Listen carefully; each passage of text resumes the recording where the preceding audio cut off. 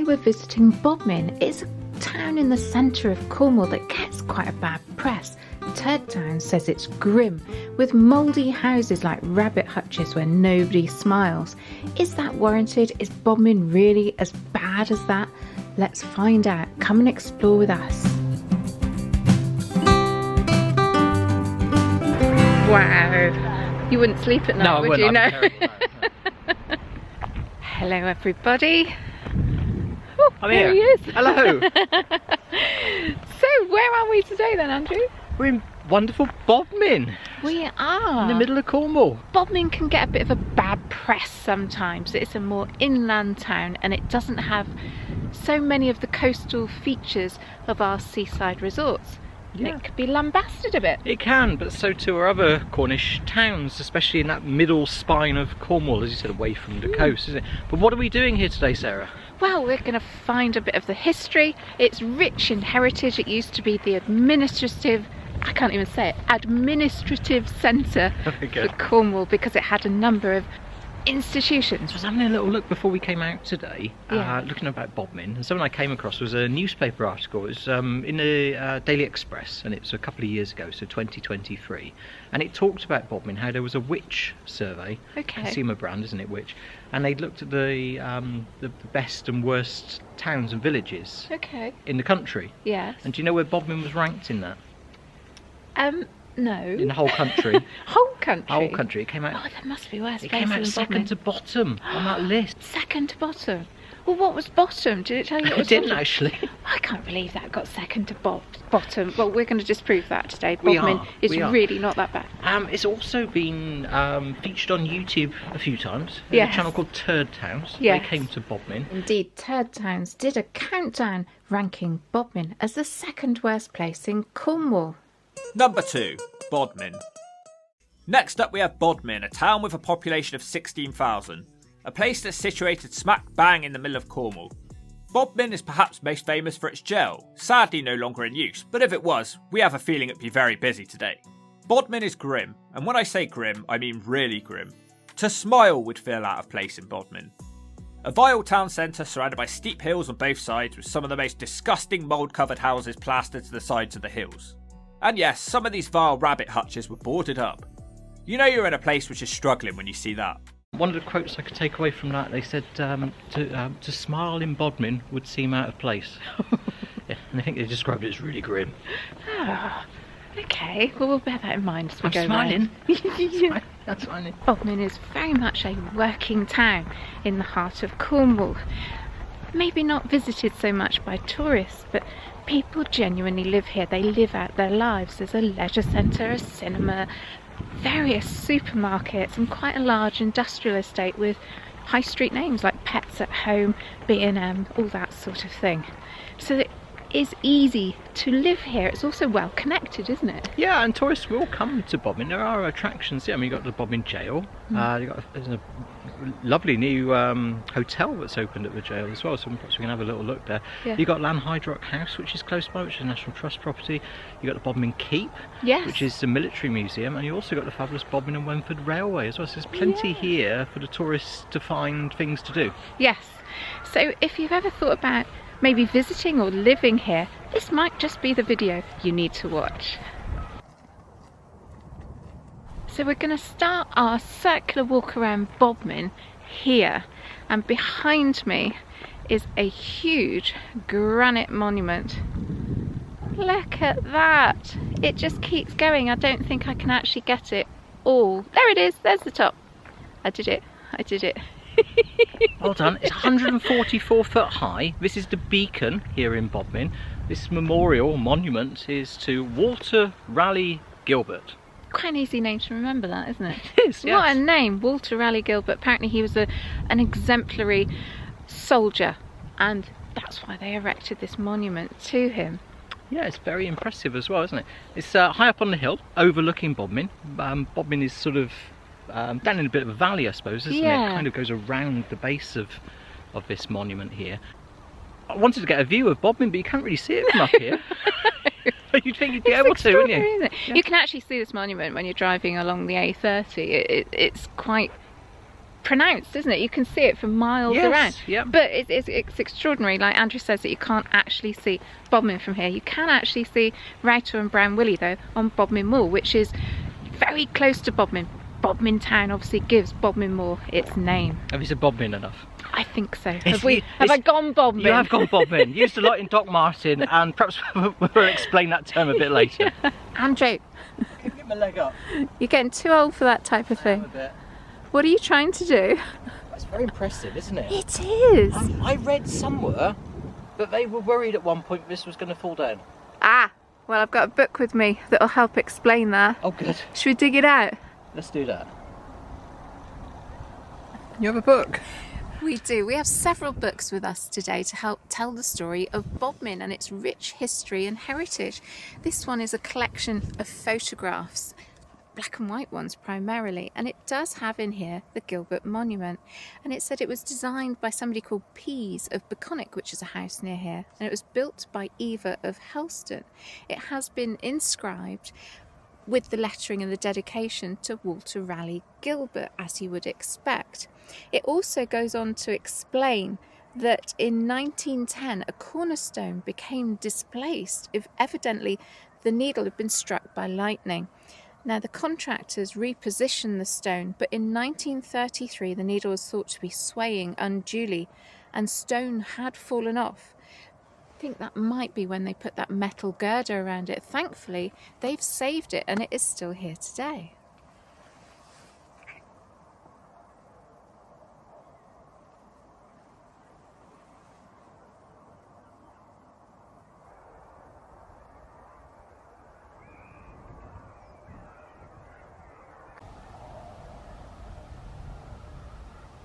We're now leaving the beacon and that immense monument. We're going to head down into town. Our first destination is Bodmin Jail. It's now a tourist attraction and we're hoping to warm up with a coffee and cake. Oh, that sounds good. Let's get going.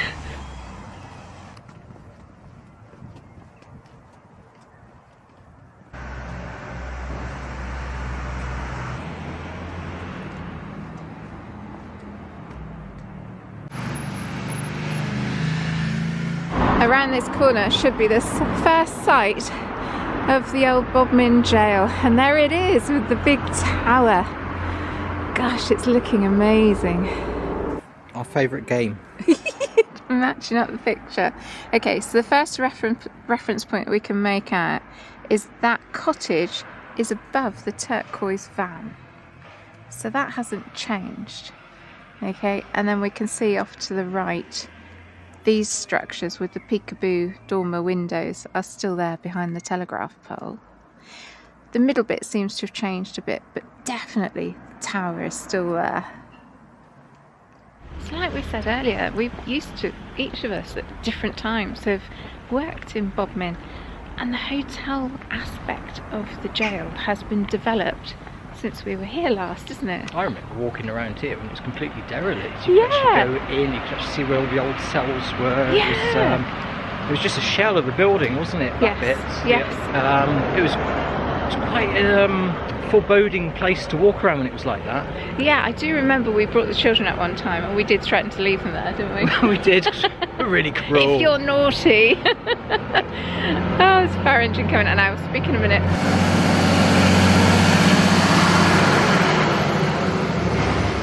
The other association with the jail is that it's used in Winston Graham's novels about Poldark.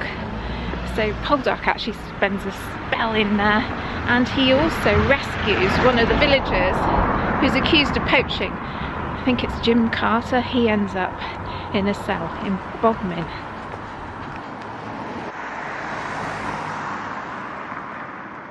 Last time we were here, all of this structure above the wall was just completely derelict.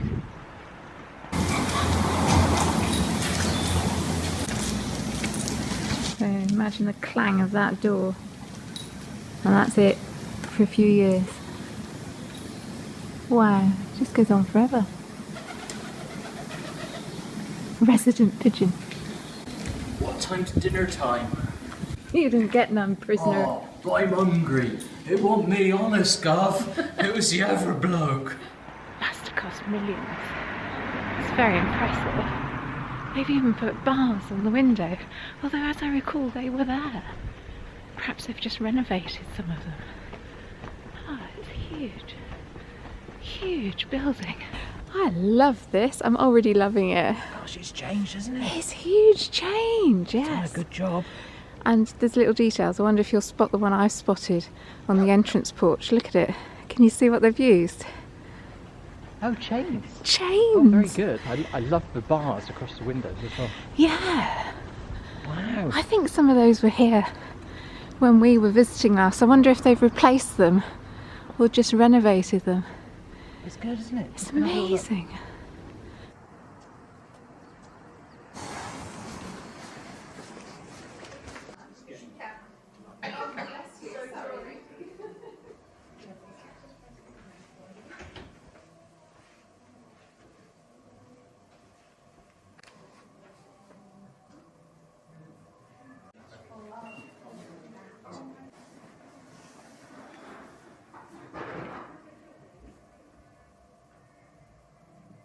The condemned cell. Those sentenced to death were kept in a special condemned cell away from the other prisoners. I will come and visit you from time to time. I didn't do it. This passageway was the last walk for many condemned prisoners, including William Hunt, as they made their way from the cell to the hanging pit.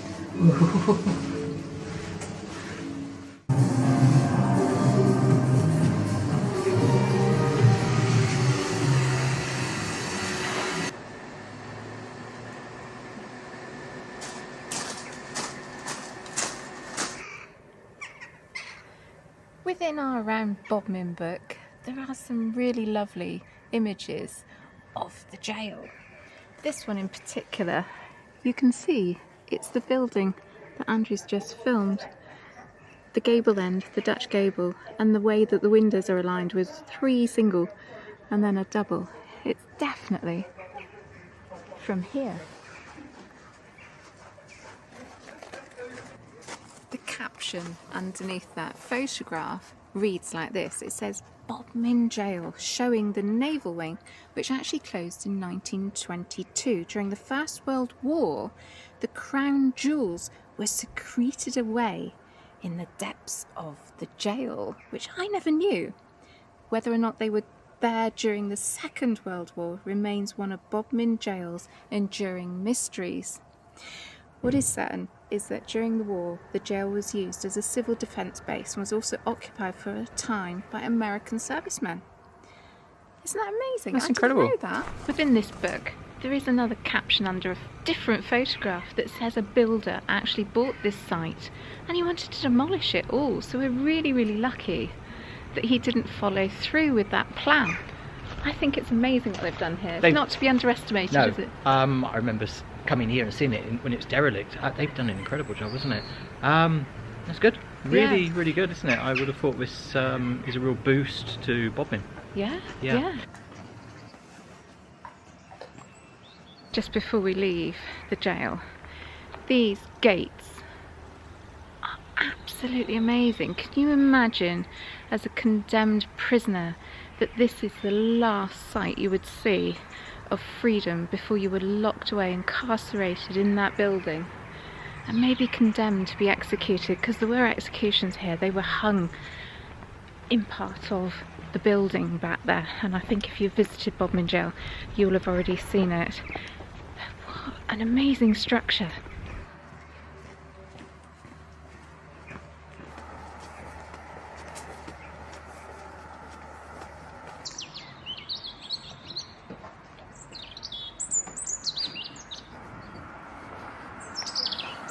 Are you enjoying Bodmin? I am. The birds are singing, the sun is out.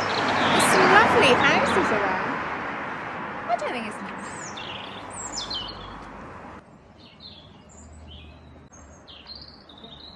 And now a word from our sponsor. Ta-da! It's me. You know, if you've been watching for a while, I like to collect sea glass and I also like to paint these little pieces are then combined on my artwork. For example, here's a lovely scene of Porthgwarra, and I've incorporated the sea glass as cobbles on the slipway down to the water. If you're interested in getting a present, a special gift for your special loved one, please follow the QR code. It'll take you straight to my shop, nowhere else. You can have a browse around. If you can't find what you want, by all means get in contact and I will get it done for you for Christmas. And that's all I've got to say. Thank you so much, and now back to the video.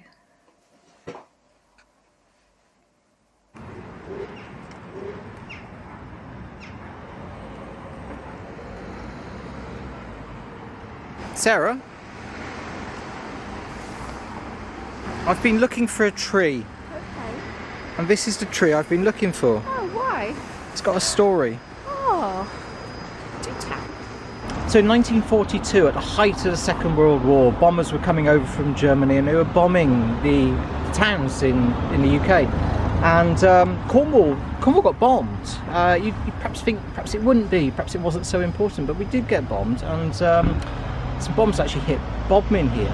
And there was a dairy that stood on the site behind me, and it took a direct hit basically. Oh. And there was one lad that was working there, he was only 16, he was called Jimmy Tippett, and he died instantly, and apparently eventually have recovered bits of his body. Oh. So it's really, really sad. But they planted this tree in memory to him. It's a beautiful tree on this corner, and it's called Jimmy Tippett's tree. Oh, isn't that a lovely story? What a fantastic memorial.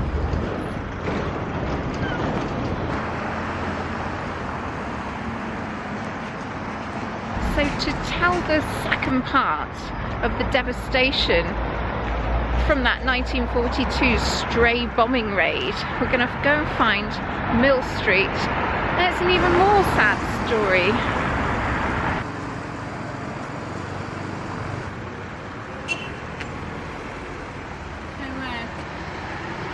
So what happened was a bomb fell on one particular house, and within that house was a whole family, and their surname was Sargent.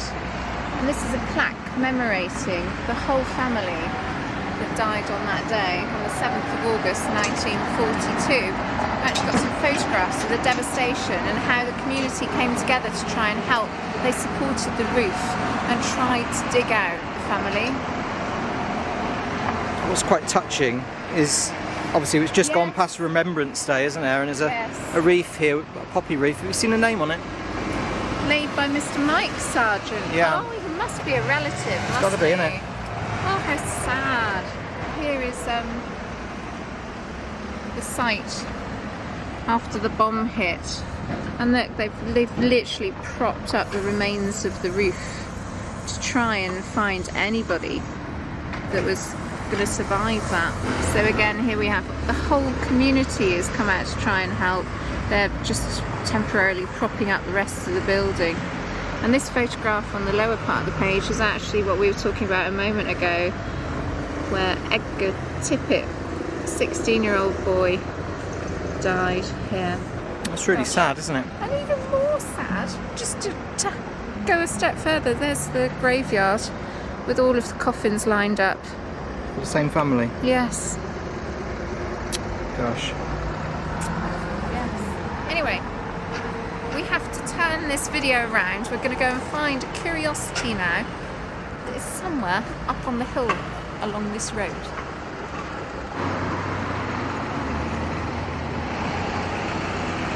So one of the reasons that the Witch Survey put Bodmin down in the lower end of places to live in the UK was because it's noisy. But this is busy, this is activity, this is business going on. It doesn't mean that the town is dead. It's full of life.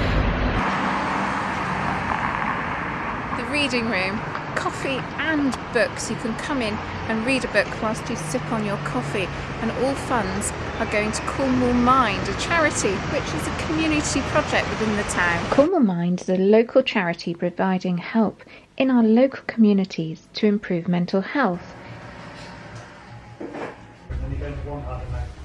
If you love books and have a few that you could donate, why not pop in with them, have a piece of cake and a coffee at the same time. You never know, like me, you might end up leaving with 1 or 2 books as well. Prezzies. Yes. Great. Quite a contrast, isn't it? Yeah. Thank you ever so much. Thank you. Bye-bye now. Thank you. All the best. Thank you. What a lovely shop. What a sense of community spirit there is in there. So the idea is that you donate a book and then they sell it on at a low price, that you can access reading even on a low level of income. Everybody's welcome, and there's even a reading club on a Saturdays, and they're hoping to extend into other activities like a board game night. So if you're in the Bodmin area, it might be something you're interested in.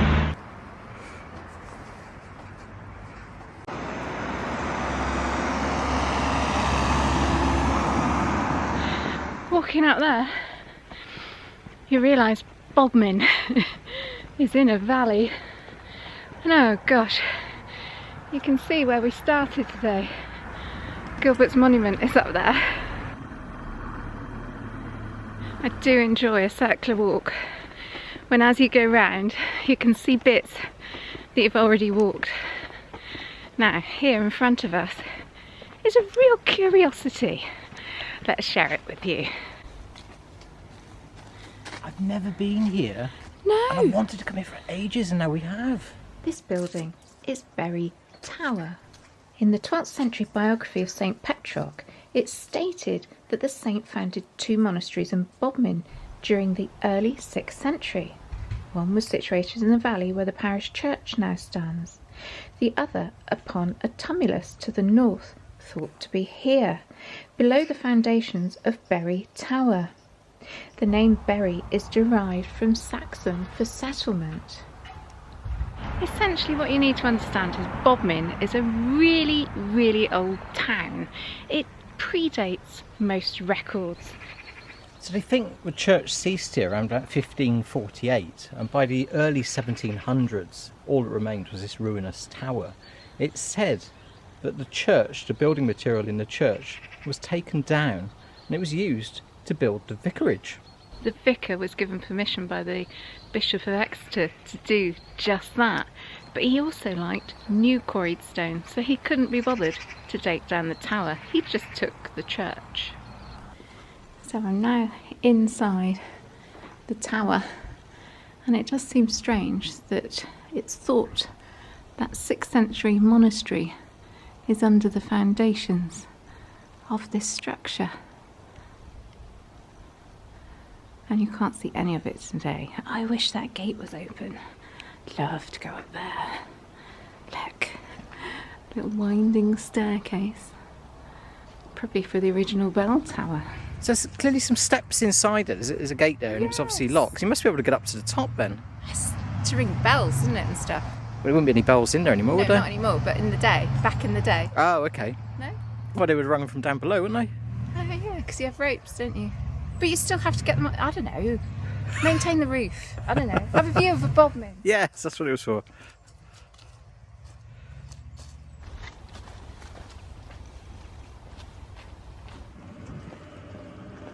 So you worked in Bodmin on a daily basis at one time in your I did it for working about life? 2 years. Yes. And all the people I ever came into contact with were always very friendly up here. There was just like a sense of pride of where they lived. Yeah. Yes, and yeah, I suppose it's kind of off a tourist map, isn't it? It's more a local's town, I would say.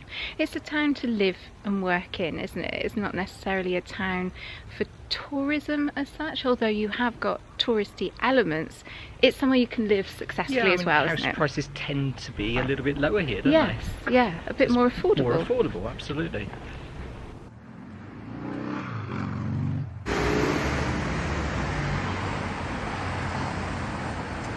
Over there is the hole-in-the-wall pub. It used to be, many years ago, the debtors' prison. So not only did we have the full county jail, where people were waiting trial at local courts here in town, but you had the debtors' prison as well. With that in mind, and the fact that the rather un-PC word, the lunatic asylum, was also here in town, Bodmin did get quite a bad reputation. It became the butt of so many jokes. Even in Doc Martin, they still refer to slightly abnormal people, Gone Bodmin. gone Bodmin, if they were just acting in a quirky way. Stray dog! Doc Martin, nice to meet you finally. Yeah, look, listen, I'm not interested in your opinion as to whether I seem a bit lonely or a bit Bodmin or how far it is to Delabole. It's just a dog. Gone Bodmin. We even say it now, aren't we? We're guilty of it too, really, We aren't are, we? I know. But I mean, it's said in actually quite a nice way. You know, it's like Well, is quirky way. A quirky Yeah. way.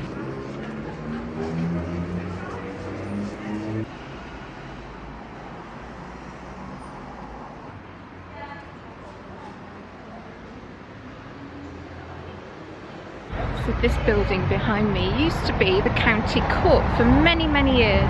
In Poldark, the assizes, the judgment that's made on Poldark himself for smuggling is happening here in Bodmin. And until recently, in the last 30 years or so, it used to be the county court until it was moved to Truro.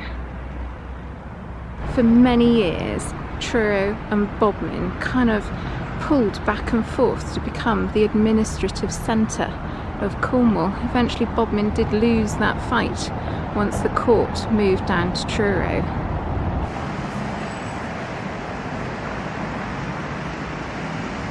So many faces, loads and loads of people. So it says victory celebrations on Mount Folly following the end of the Second World War, 8th of May 1945. The band's playing. In the middle. Wow. Beautiful, beautiful photograph, isn't it? Yeah. It's So that, over there, look, it's taken from here. Yes. So they put this up so you can identify where it is. And if you look at the building, the Folly Yes. restaurant, and that one there, they're the same as the windows in that photograph. oh, you're quite right. Look at that.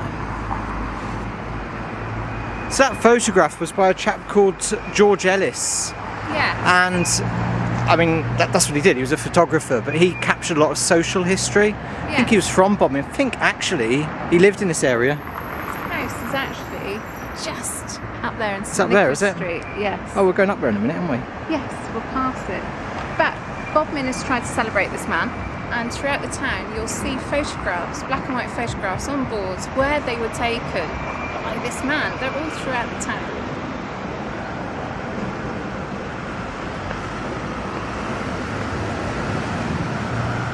Do you want a story about a dog bowl?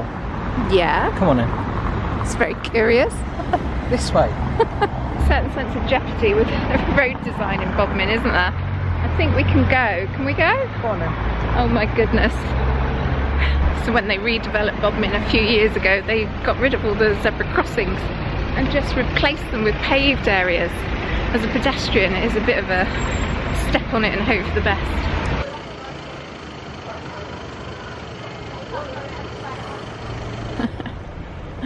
So this is a drinking trough, primarily for dogs. It's Indeed. lovely, isn't it? It was Yes. gifted by one of the princes of Siam, which is now Thailand. Wow. Back in 1948, it's dedicated to a wire-haired terrier called Joan, who was 17 years old. And that was presumably his dog. Yes, I think it was, yeah. So this chap was educated, I think, in the UK, I think in Cambridge. He married a Cornish lady. Oh, that's Yes. the connection. And I think they settled in St Mabin. Ah, And that's why he wanted to present this to Bodmin wow. for its four-legged community to have a drink I from. think that's amazing because it actually says presented by His Royal Highness Prince Chula of Siam. It seems extraordinary that a prince lived in Bodmin. Incredible, isn't it? Yeah, brilliant. If you've brought your dog with you on this walk, there is a ready-made drinking trough for him or her. We've got two boys. I tend to say him. My mum's got a girl dog and I still call her boy. It's terrible. My head is just messed up.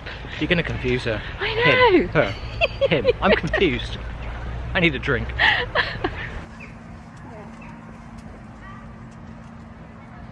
Beautiful building. It is. Priory House. Yeah, so earlier we were up at Bury Tower and we were mentioning one of the priories set up by St Petroc in the 6th century. Well, this is where it was believed to be. It was dissolved in the Reformation under Henry VIII, and over time it was gifted to somebody who was told to rebuild the house, and it was rebuilt as a Georgian house. Ultimately, it was left to a niece who then married Walter Raleigh Gilbert, the man of the monument. So we've kind of done a circle of Bodmin and a circle of history. It's all connected. Yes. Well done. It was actually a private house until around the Second World War time, when it was taken over and finally bought by the council. And I went in there in a former life when I was working for county council. It was at that time anyway, part of social services provision. Well, that doesn't look like a rabbit hutch, does it? No, it does bring you back down to this survey saying that Bodmin was a horrible place to live. I haven't found that today. People have smiled at me when I've walked past them in the street, and yeah, let's get some more.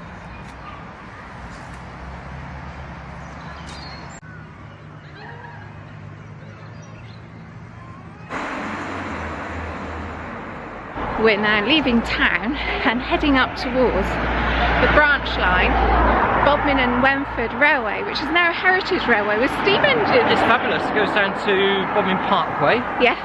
And it goes in a few directions, if I remember rightly, doesn't it? Yeah, I can't remember the other one. Something Loggett, Lands Loggett Halt or something. So sure someone will tell us. No, it's good. It's a good day out, isn't it? We did that years ago when our son was tiny little boy. Loved it. We used to get days where Thomas the tank engine used to pull the train, and he was just so enraptured with it. His little face was a picture. Yes, and this time of the year as well, they usually put on like the Santa Express, don't they? Yeah. In the run up to Christmas. Yeah.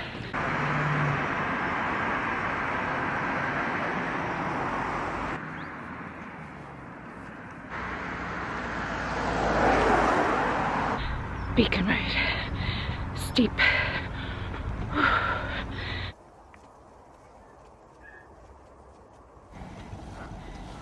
I think it looks like a rocket or a pencil. Is that your conclusion? Yes. Okay. Yeah. Pencil. Rocket.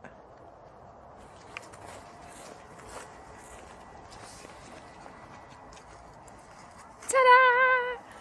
We got here just in the nick of time. The sun is going down. Yeah, losing light now. It's middle of November. But, Yeah. I've enjoyed today. I have too. So we've taken you on a historical heritage kind of upbeat tour of Bodmin. What did you think? I've had a lovely day. I haven't been to Bodmin for a long time. I've learned a lot today as well. Yes. It's a fascinating town with a fascinating history, and people in Bodmin should be very proud that they've got such a lovely town. I think there's a great sense of community as well. I really enjoyed the reading room. Check it out for yourself. Lovely chap in there. He'll give you a good cup of coffee. Yes, we've had a great day, haven't we? Yeah. I'd like to come back and have another look around the jail. Yes. Yes, that looks really good, doesn't it? What they've done there. Yes, very impressive. So, have you been to Bodmin recently? Let us know. Pop it in the comments. What's your thoughts about Bodmin? If you want to follow our walk, I'm going to be putting it onto Patreon for those that are interested. But until next time, I think we're going to have to say goodbye. Yep. Bye-bye. Bye.